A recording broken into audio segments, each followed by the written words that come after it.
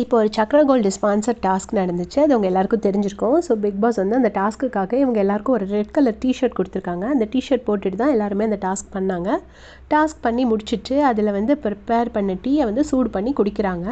அப்போ சூடு பண்ணிகிட்டு இருக்கும்போது பிக் பாஸ் வந்துட்டு அந்த ஜாரோடு நான் உங்களை உள்ளே வைக்க சொன்னேன் அப்படின்னு சொல்கிறாரு. சொல்லும்போது எல்லாரும் டீ அடுப்பில் வச்சுட்டாங்க. ஐயோ அப்போ அந்த டீ இல்லையா அப்படிங்கிற மாதிரி யோசிக்கிறாங்க.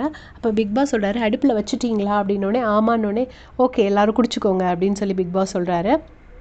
சொன்னோன்னே எல்லோரும் ரொம்ப ஹாப்பியாக தேங்க்யூ பிக் பாஸ் அப்படின்னு சொல்கிறாங்க. இங்கே பார்த்தீங்கன்னா சுபிக்ஷா வந்து டீ பேக்கெட் எடுத்துகிட்ருக்காங்க. உடனே சுபிக்ஷா அப்படின்னோடனே பிக் பாஸ் நான் வந்து அதை கன்ஃபெஷன் ரூமில் ஸ்டோர் ரூமில் வைக்கிறதுக்கு தான் எடுத்துகிட்ருக்கேன் பிக் பாஸ் அப்படின்னு சொல்லி சுபிக்ஷா சொல்கிறாங்க. உடனே பிக் பாஸ் சொல்கிறாரு, ஐயோ நான் கூட ஒரு நிமிஷம் ஒன்று சந்தேகப்பட்டுட்டேனே அப்படின்னு சொல்லிட்டு ஃபன் பண்ணுறாரு.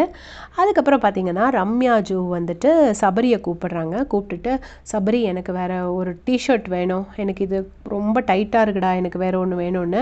இப்படி எப்போ பார்த்தாலும் இவங்களை யாரும் பேம்பர் பண்ணிக்கிட்டே இருக்க முடியாது. சபரியோட ஃபேஸ் நல்லாவே தெரியுது.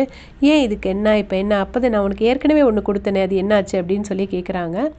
அப்போ வந்து ரம்யா ஜோ வந்துட்டு இல்லை எனக்கு இன்னொன்று வேணும்டா அப்படின்னு சொல்லி கேட்டோடனே சரின்னு சொல்லிட்டு சபரியும் அந்த டிஷர்ட்டை கொண்டு வந்து கொடுக்குறாங்க. அவங்க டிஷர்ட்டை உடனே மாற்றுறாங்க.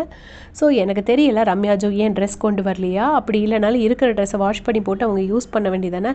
அது என்ன சபரிக்கிட்ட ஒரு ட்ரெஸ் கேட்குறது, அடுத்த ட்ரெஸ், அது கிளியராக சபரியோட ஃபேஸ் காமிக்குது. சபரிக்கு பிடிக்கலங்கிறது அவ்வளோ கிளியராக தெரியுது. பட் ஸ்டில் வந்து அவர் வந்துட்டு வேறு ஒன்றும் சொல்ல முடியாதனால பல்ல கடிச்சிட்டு ஓகே அப்படின்னு சொல்லி கொடுக்குறாரு.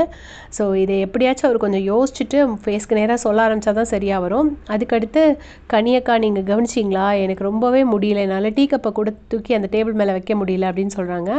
அடுத்து கனியும் வந்துட்டு சரி வேறு வழி இல்லாமல் ஆமாம் உனக்கு அவ்வளோ முடியல அப்படின்னு சொல்லிட்டு அப்படியே போகிறாங்க.